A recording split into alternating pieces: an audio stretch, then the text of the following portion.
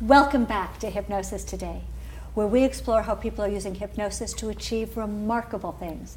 If you've just joined us, I have two very special guests for my second segment. My first guest is Moses Hill. Now, Moses is an honors grad of HMI College of Hypnotherapy. He's also a recipient of the prestigious Directors Award. He also is a regular contributor to LA Weekly magazine, if his name sounds familiar. And Moses has with him his very special guest, Asia.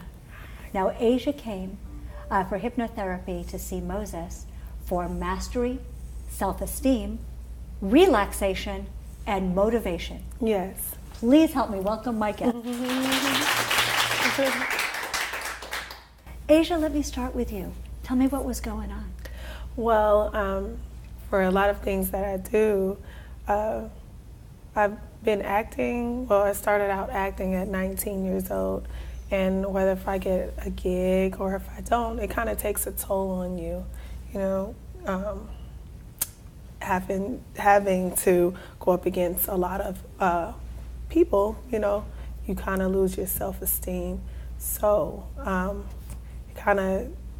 he kind of motivated me in that aspect. But growing up, you know, everybody has their ways of how they grew up and things that take a toll on them. And I had just some things that I had to fight, that I fought within myself. And he just told me that he does hypnosis, and I was just eager to try it. So.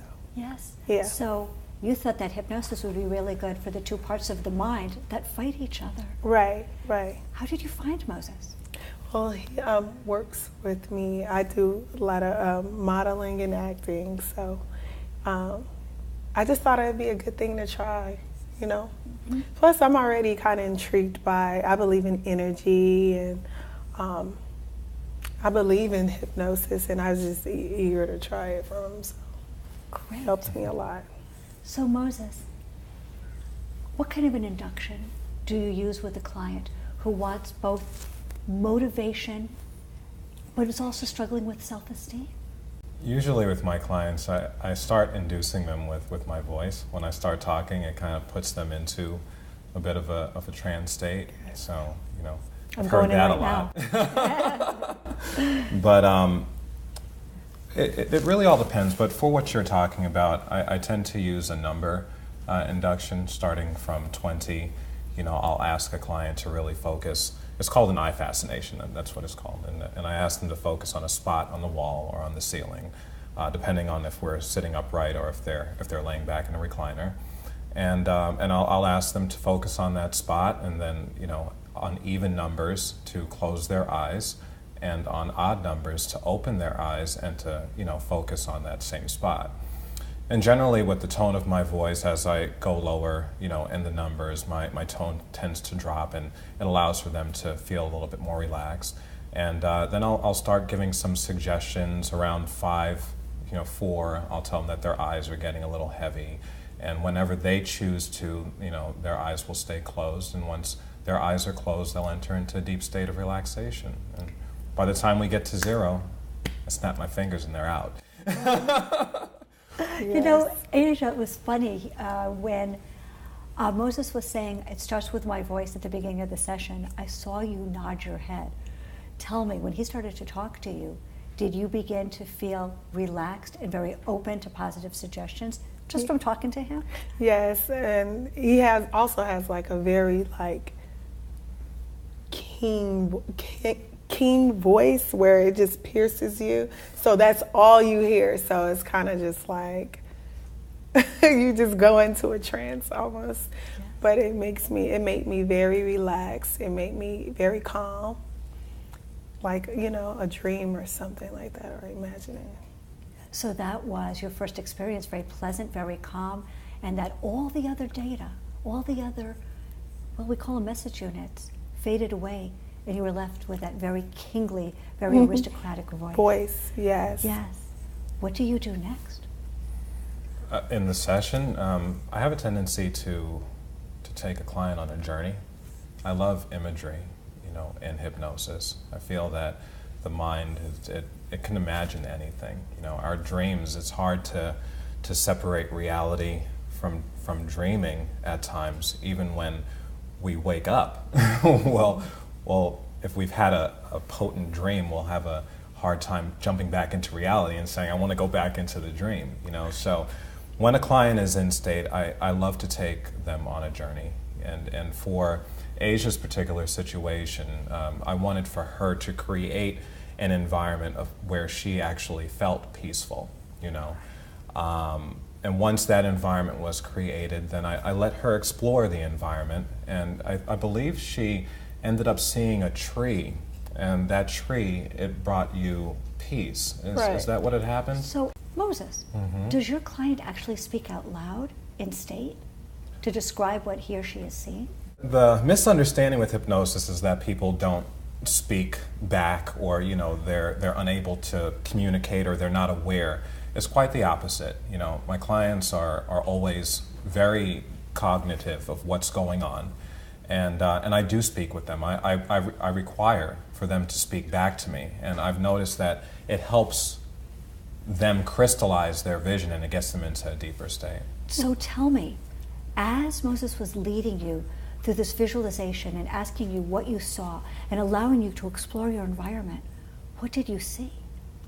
I saw a beach. He took me on a journey towards a beach, the sun, water, and I'm a water sign, so and every time I'm around water, it just calms me anyway, so he took me on a journey. I remember a beach and feeling the sun and feeling the water and calming me. That's what brought me to the place that I needed to. So now you're able to calm down.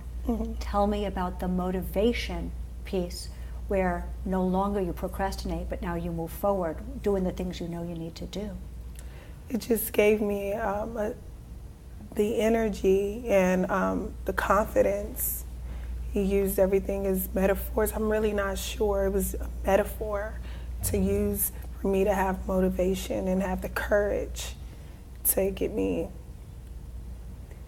to the place that I need to be. I woke up, even after the hypnosis, I woke up, I just had so much energy. And it seemed like, for some reason, my left eye was open more, like it wasn't, I don't know, I just felt aware, like rejuvenated or something. You know what's so interesting? You talked about your left eye feeling more open. Opener, it was weird. Well, because that activates the right part of the brain. Yes. So you were able to get that right brain information, which is all that creativity. Right. That's wild. Yeah, and it worked. Yeah. And you talked about metaphors. Teach us some of your metaphors to create energy and to really access that right part of the brain, the part that we need to be able to excel in these very creative fields like acting and modeling. You know, it's going to be really difficult for me to reiterate what I had said in this particular session. Yeah, 'cause I don't. When I work with a client, I really understand that particular individual, and I almost feel as if the universe or God is kind of telling me the words to communicate to them, to speak to them, you know, and I never go into a session knowing what I'm going to do. You know, so I'm almost in a trance state when I'm putting my clients into a trance state, because I really don't feel that my knowledge is capable of giving them what they need in order to move forward with whatever challenge it is that they're facing.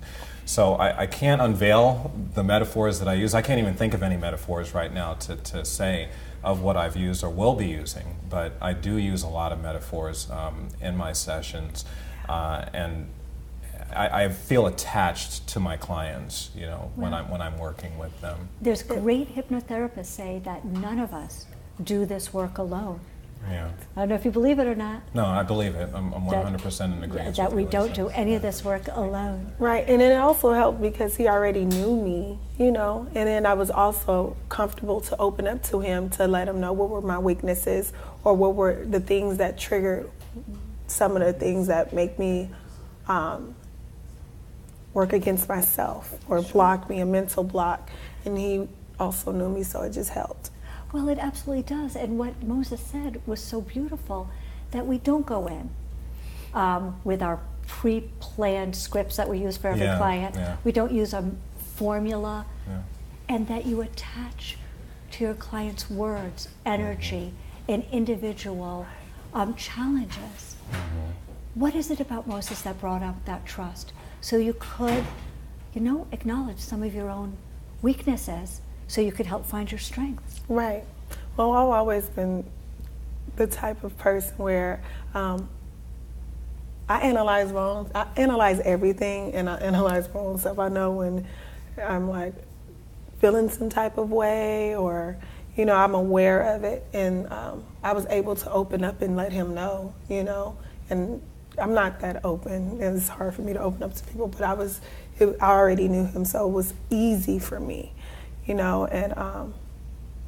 I think that's really helped, you knowing me already, our energy, that. What would you say to someone who wasn't that open a person, but was facing some challenges about seeing a hypnotherapist? Well, you will have to sit down and talk. He sat down and we talked before we even went into it, and I did tell him things that he hadn't known about my childhood, and so I was able to tell him a story, and he was able to narrow everything down and kind of heal it. Yes. But it also helped because I was comfortable with him. Sure.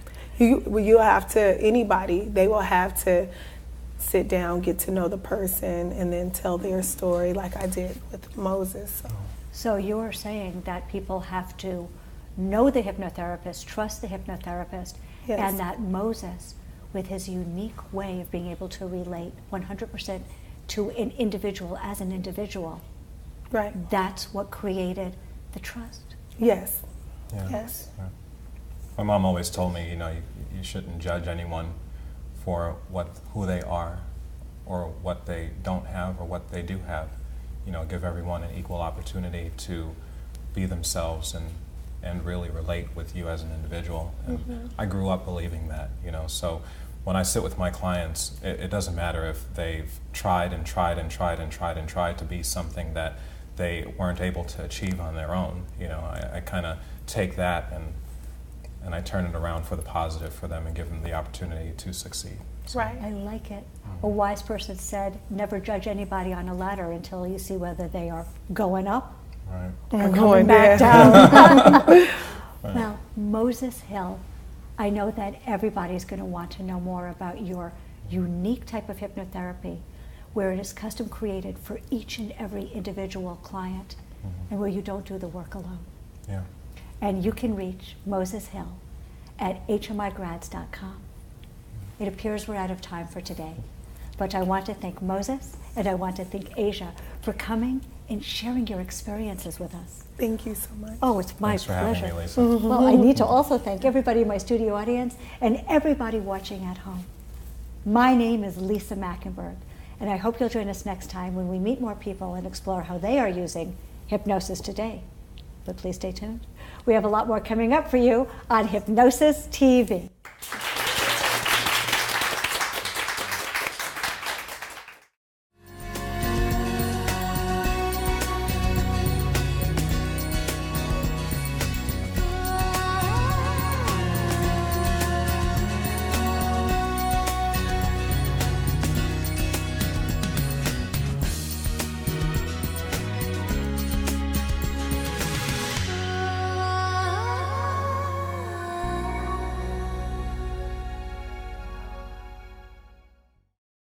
Thought within myself, and he just told me that he does hypnosis, and I was just eager to try it. So Yes. Yeah. So you thought that hypnosis would be really good for the two parts of the mind that fight each other. right. How did you find Moses? Well, he works with me. I do a lot of modeling and acting, so I just thought, Relaxation and motivation. yes. Please help me welcome my guest. Asia, let me start with you. Tell me what was going on. Well, for a lot of things that I do, I've been acting, well, I started out acting at 19 years old, and whether if I get a gig or if I don't, it kind of takes a toll on you, you know. My first guest is Moses Hill. Now, Moses is an honors grad of HMI College of Hypnotherapy. He's also a recipient of the prestigious Directors Award. He also is a regular contributor to LA Weekly magazine, if his name sounds familiar. And Moses has with him his very special guest, Asia. Now, Asia came for hypnotherapy to see Moses for mastery, self-esteem. Having to go up against a lot of people, you know, you kind of lose your self-esteem. So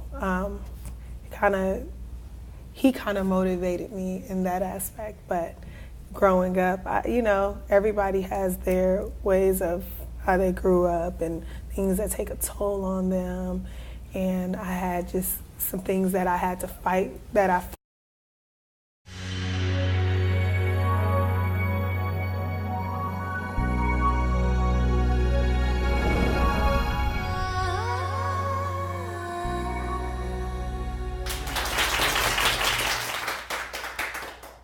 Welcome back to Hypnosis Today, where we explore how people are using hypnosis to achieve remarkable things. If you've just joined us, I have two very special guests for my second segment.